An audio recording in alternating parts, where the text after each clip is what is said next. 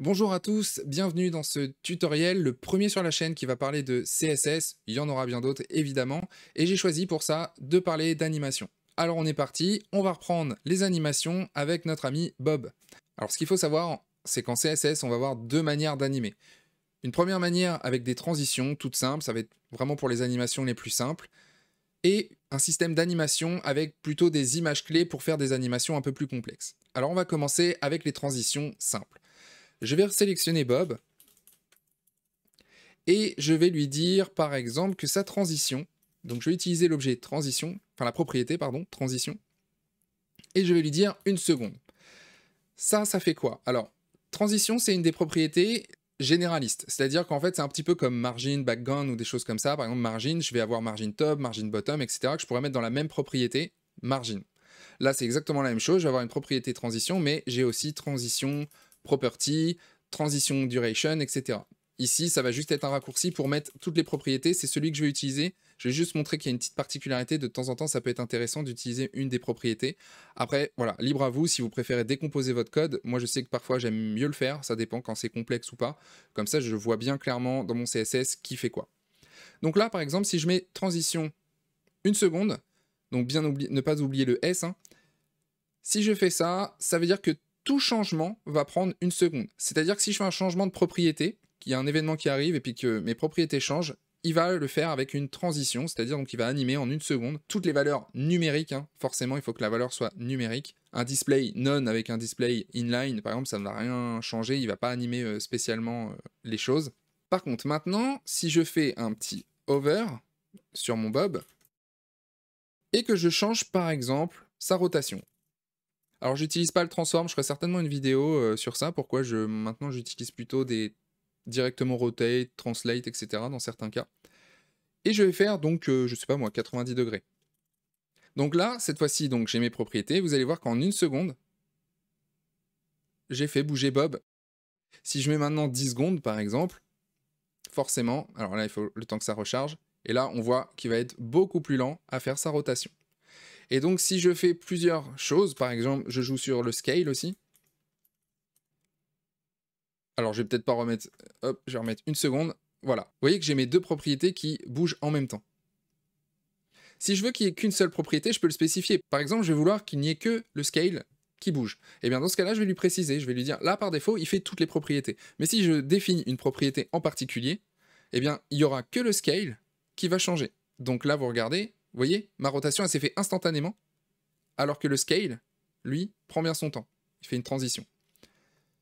Si je veux mettre plusieurs propriétés, je le peux aussi. Mais par contre, je ne vais pas forcément les mettre ici. Ce que je vais faire, c'est plutôt utiliser le transition property. Et là, dans ce cas-là, je pourrais dire le scale et rotate, par exemple. Donc, je vais les séparer par des virgules. Donc là, je vais le supprimer ici. Et là, vous allez voir, j'ai bien les deux qui sont animés. Par contre, si je change maintenant une autre propriété, elle ne sera pas prise en compte. Il n'y aura que le scale et le rotate qui seront pris en compte. OK.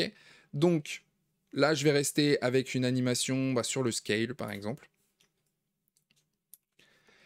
Ce que je peux faire maintenant, c'est changer le timing. C'est-à-dire comment mon animation va être jouée. Plutôt rapide au début et plus lent à la fin, ou plutôt l'inverse, ou différentes combinaisons.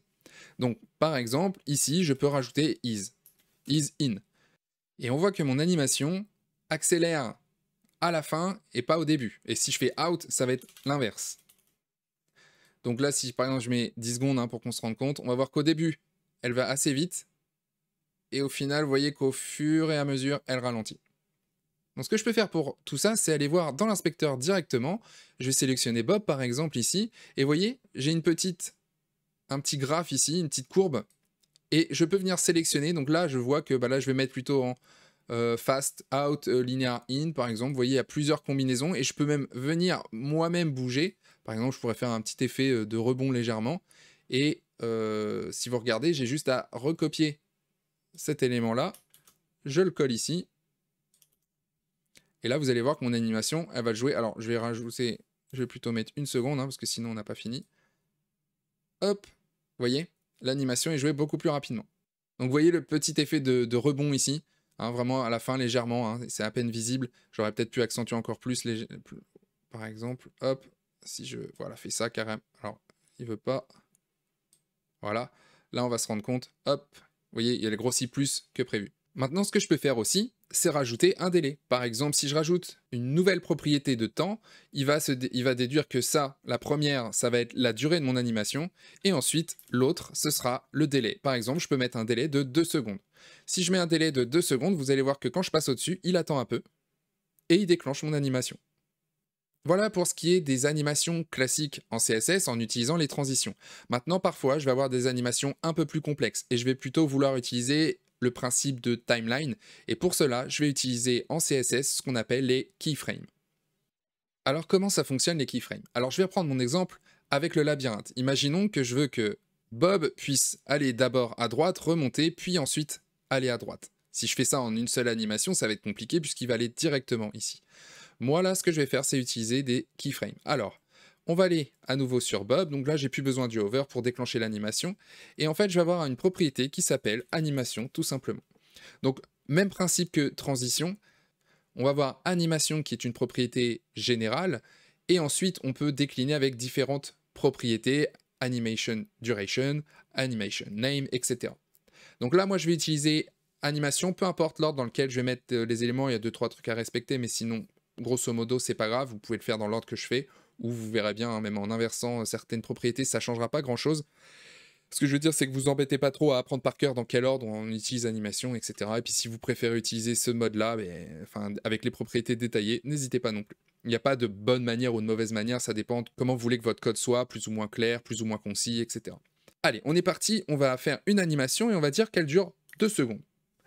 Et cette animation-là, bien évidemment, il va falloir lui donner un nom aussi. Donc on va lui donner labyrinthe. Donc je vais mettre labi. Et cette animation-là, eh bien ce que je vais faire maintenant, j'ai juste besoin de ça, et je vais créer mon animation avec le mot-clé keyframe. Ensuite, ce que je vais devoir donner, c'est son nom. Donc ici, je vais devoir l'appeler labi. C'est comme ça que j'ai décidé de l'appeler. Et maintenant, ici, je vais avoir la possibilité de mettre par exemple à 0% l'animation de quel endroit elle part, et à 100% à combien elle sera. D'accord? Donc là, par exemple, si je mets rien dans 0%, je pourrais très bien ne pas le mettre et puis directement donner ici la destination. Par exemple, je pourrais très bien dire translate et lui dire 200 pixels, par exemple. Vous voyez que mon Bob, il est parti. Alors moi, ce que je vais lui dire, c'est plutôt à 30%, tu vas aller à droite. Donc je vais lui faire un translate de, je crois que c'était 100 pixels, hein, pour qu'il aille bien au bon endroit. Hop, je vais supprimer celui qui est à 100%. Donc là, on va regarder. Et là, il bouge bien. Donc il va ici. Maintenant, je peux vouloir dire qu'à 60%, puisque je peux mettre autant de pourcentage que je veux, hein, 1%, 2%, 3%, etc. Je peux vraiment faire les pourcentages que je vais vouloir. Ici, moi, je vais dire, allez, à 60, peut-être, allez, 70%. Comme ça, il aura 40% pour monter, vu que c'est un peu plus long. Donc, je vais écrire translate. Et là, je vais dire, alors en X, je m'en fiche, mais par contre en Y, je vais mettre 250. Alors, je crois que c'est moins, 250. Voilà, et là, je vais pas mettre 0, je vais laisser les 100, parce que sinon, il va pas être content, il va revenir sur la gauche. Voilà. Donc, maintenant, ce que je vais faire, c'est que je vais écrire ici le dernier, donc ça va être un translate. Et on va regarder. Voilà, Bob, il a fait son petit bonhomme de chemin, il a joué mon animation et il est bien allé jusqu'à la sortie du labyrinthe. Alors, vous avez vu que l'animation est revenue à son état initial. Donc c'est tout à fait normal, ça c'est la manière dont est jouée l'animation. On a ce qu'on appelle le fill mode, donc par exemple animation, vous avez le fill mode ici et vous allez pouvoir dire forward par exemple. Si je fais forward, voilà, il s'arrête à l'animation, donc il me l'a rejoué parce qu'il a actualisé, mais en réalité, il a bien été au bout et il reste à son état final. Donc j'ai plusieurs états possibles. D'ailleurs, je peux écrire aussi forward directement ici, il va comprendre. Voilà. Maintenant, moi, ce qui va m'intéresser, c'est plutôt de répéter cette animation. Eh bien, très simple, soit j'écris un chiffre, donc par exemple si je mets 3, vous voyez qu'il va me le faire 3 fois, et il va s'arrêter. Donc là, comme j'ai enlevé le forward, il est revenu à son état initial. Mais évidemment, si je veux le faire à l'infini, eh ben, j'ai une propriété infinite. Et là, maintenant, Bob va le faire à l'infini. Si je veux faire en sorte qu'au lieu de repartir d'un seul coup à son état initial, il reparte plutôt en arrière, il joue l'animation en sens inverse, eh bien je peux faire alternate ici.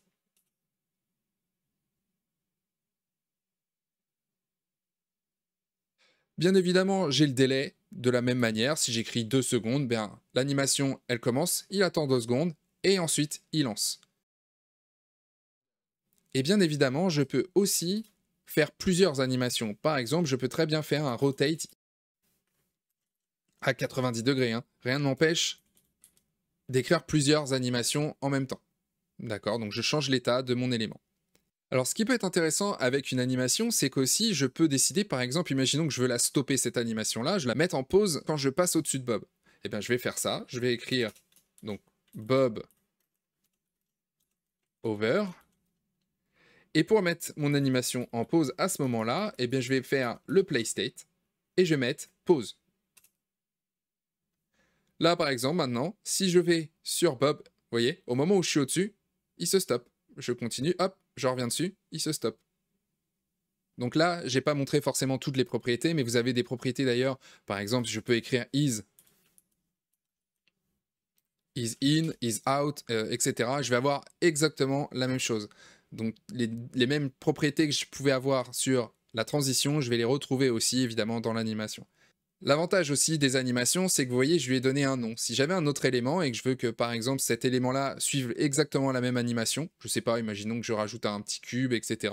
Eh bien je pourrais très bien lui donner aussi cette animation-là, j'aurais pas besoin de tout réécrire. Donc ça, c'est aussi un des avantages des animations. Alors maintenant, en bonus, j'aimerais vous montrer un outil bien pratique. Imaginons que vous soyez sur un site et que vous dites « Waouh, cette animation-là, je veux la refaire ». Imaginons évidemment aussi que cette animation soit faite en CSS. Eh bien, je vais avoir un outil dans le DevTools, juste ici, donc je vais faire « Inspecter » par exemple. Et je vais aller chercher, donc je vais zoomer pour que...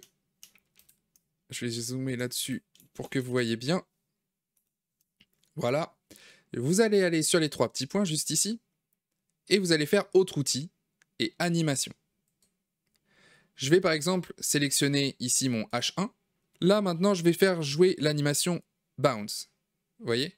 Alors là, c'est un cas particulier. J'ai envie de dire, ça tombe bien, c'est qu'en réalité, c'est avec le JavaScript. Il lui donne une classe au titre. Et ensuite il l'enlève. Donc du coup, je ne vais pas pouvoir la voir l'animation. Mais ce que je vais pouvoir faire ici, c'est tout simplement la mettre en pause. Je vais la jouer. Et je vais la mettre en pause. Donc je la joue. Voilà. Et elle est juste ici. Si je la joue, je vais avoir la timeline ici. Et vous voyez que mon animation de rebond, elle se joue.